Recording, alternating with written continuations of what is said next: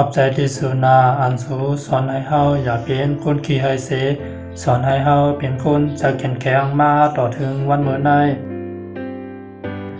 ขอบใจที่สุนาอันสูป่องเสปันอันสูยุ่มยำกัน